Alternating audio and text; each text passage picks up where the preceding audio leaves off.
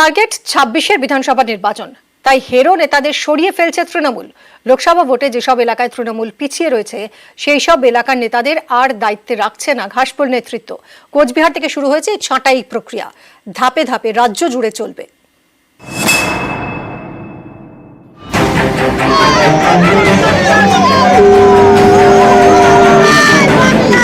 পাখির চোখ ২৬-এর বিধানসভা ভোট, তাই এখন থেকেই কোমর বেঁধে আসরে তৃণমূল শুরু করে দিয়েছে ছাঁটাই প্রক্রিয়া।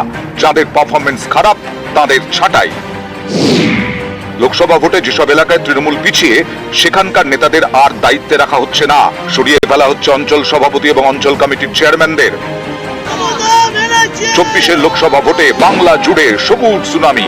১৯-এ হেরে যাওয়া একাধিক আসন ২৪-এ পুনরুদ্ধার করেছে তৃণমূল, কিন্তু এর মধ্যেও উদ্বেগ বাড়াচ্ছে কিছু বিধানসভা এলাকার ফল।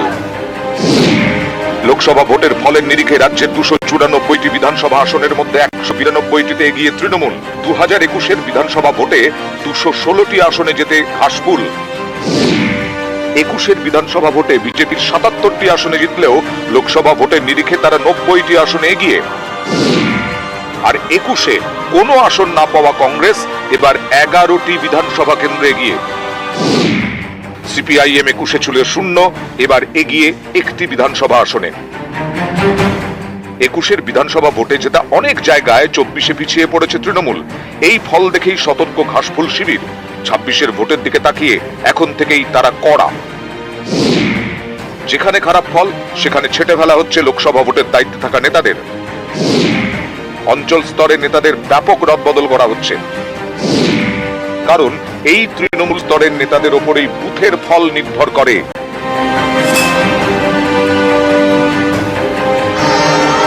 তৃণমূলের এই ছাঁটাই অভিযান শুরু হয়েছে কোচবিহার থেকে।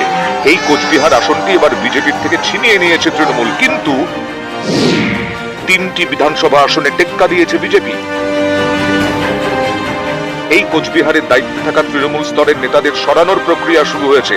ধাপে ধাপে বাংলা জুড়ে এই রদবদল চলবে।